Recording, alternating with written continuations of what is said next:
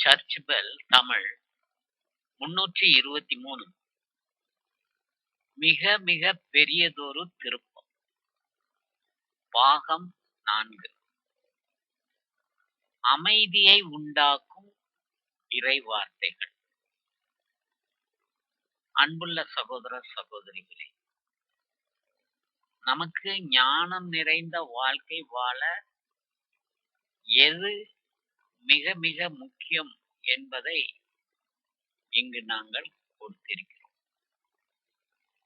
அன்பு, இரக்கம், ஞானம் நிறைந்த வாழ்க்கை வாழ்வதை முன்னிறுத்தி இந்த வீடியோவில் அதனை சிறப்பாக தந்திருக்கிறோம். மத்தேயு 5ஆம் அதிகாரம் 9ஆம் இறைவசனம் சொல்கிறது, அமைதி ஏற்படுத்துவோர் பேறு பெற்றோர், ஏனெனில் அவர்கள் கடவுளின் மக்கள் என அழைக்கப்படுவர் என்று இயேசு கூறுகிறார். மேலும் இயேசு சொல்வது, சமாதானம் செய்பவர்கள், எந்த சூழலிலும் கடவுளின் அமைதியை மேம்படுத்துபவர்கள். இதனை ஷாலோம் என்ற எபிரேய வார்த்தை, அதனுடைய அர்த்தத்தை பார்த்தோமானால் முழுமையான தனிப்பட்ட மற்றும் சமூக ரீதியாக நல்வாழ்வு வாழ அது அழைக்கிறது. சமாதானம் செய்பவர்கள் உண்மையில் என்னவாக இருக்கிறார்கள் என்றால், கடவுளின் மக்கள் என்று அறியப்படுகிறார். உங்களுக்கு அமைதி மிக மிக முக்கியம். மன அமைதியும் உள்ள அமைதியும் பெற வேண்டும் என்றால் அதற்கான தியானத்தை தான் நாம் முதல் வீடியோ சர்ச் பெல் தமிழ் 1 என்ற அந்த தியானத்தில் மெடிடேஷனில் சொல்லி உங்களை கேட்டுக்கொண்டோம். அந்த தியானம் உண்மையிலேயே பலருக்கும் மிக சிறப்பானதாக அமைந்திருந்தது. மனிதனின் உள்ளார்ந்த மற்றும் வெளிப்புற மகிழ்ச்சியை இந்த அமைதி என்ற வார்த்தை குறிக்கிறது.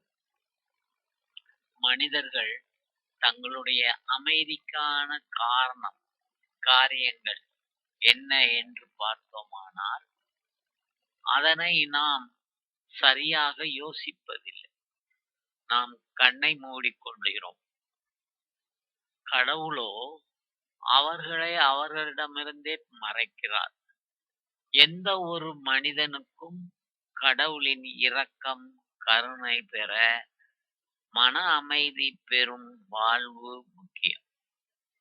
அமைதி ஏற்படுத்துவோர் யார்? எதிரிகளை நேசிப்பவர்கள், மன்னிப்பவர்கள், அனைவரையும் வரவேற்பவர்கள், நோய்களை குணப்படுத்துபவர்கள், பசித்தவர்களுக்கு உணவளிப்பவர்கள்.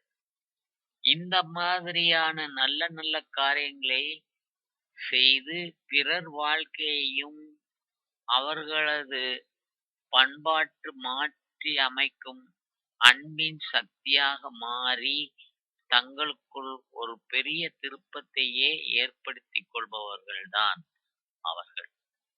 உங்களுக்கு சமாதானம் உண்டாவதாக என்று இயேசு கூறி தம் சீடர்களிடம் சொன்ன வார்த்தைக்கும் இன்று அர்த்தம் இதுதான்.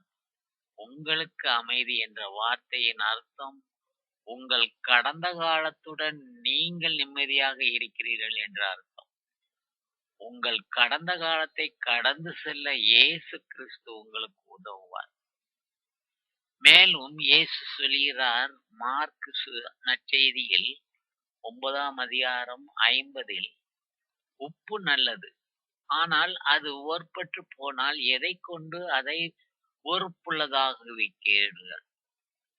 நீங்கள் உப்பின் தன்மை கொண்டிருங்கள், ஒருவரோடு ஒருவர் அமைதியுடன் வாழுங்கள் என்று சொல்கிறார். அமைதி எப்படி வரும் என்றால், உப்பின் தன்மை கொண்ட உவர்ப்புத்தன்மை கொண்டதாக இருக்கும் என்பதையே இயேசு சுட்டி காட்டுகிறார். நமக்கு தெரியும், உப்பில்லா பண்டம் குப்பையிலே. ஆகவே அமைதியுடன் வாழுங்கள் என்றால், நம் மனது எந்த காலத்திலும் குழப்பத்திலோ, ஒரு நிம்மதியற்ற தன்மையிலோ இருக்கக்கூடாது. அது அனைவருக்கும் பார்க்கும்போது நிம்மதியோடு வாழுகிறார்கள் என்பதாக தெரிய வேண்டும். யோவான் 16ஆம் அதிகாரம் 33ல் சொல்கிறது, என் வழியாய் நீங்கள் அமைதி காணும் பொருட்டே நான் இவற்றை உங்களிடம் சொன்னேன். உலகில் உங்களுக்கு துன்பம் உண்டு. எனினும் துணிவோடு இருங்கள். நான் உலகின் மீது வெற்றி கொண்டு விட்டேன் என்றார். மேலும் லூக்கா 1ஆம் அதிகாரம் 79ல் நம்முடைய கால்களை அமைதி வழியில் நடக்கச் செய்யவும், நம் கடவுளின் பரிவுள்ளத்தாலும் இரக்கத்தாலும் விண்ணிலிருந்து விடியல் நம்மை தேடி வருகிறது.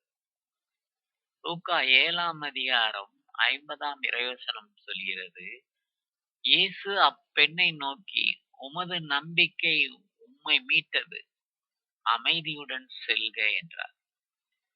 லூக்கா 10ஆம் அதிகாரம் 5ஆம் வசனம் சொல்கிறது, நீங்கள் எந்த வீட்டுக்குள் சென்றாலும் இந்த வீட்டுக்கு அமைதி உண்டாக என்று முதலில் கூறுங்கள். லூக்கா 10ஆம் அதிகாரம் 6ல் சொல்கிறது, அமைதியை விரும்புபவர்கள் அங்கு இருந்தால் நீங்கள் வாழ்த்து கூறிய அமைதி அவர்களிடம் தங்கும். இல்லாவிட்டால் அது உங்களிடமே திரும்பிவிடும். ஆக இன்று நாம் நம் உள்ளத்தில் அமைதி பெற வேண்டும் என்பதற்காக இயேசு கூறிய இறைவார்த்தைகளில் சிலவற்றை சொன்னோம். உங்களுக்கு அமைதி உண்டாகுக. உங்களிடம் இருக்கும் கவலை கஷ்டங்கள் அனைத்தும் நீங்குவதாக. குணமாக்கும் கடவுள் உங்களுக்கு எல்லா நலனையும் தந்து உங்களை குணமாக்கி அமைதியுடன் வாழச் செய்வாராக. நன்றி. இறைவனுக்கு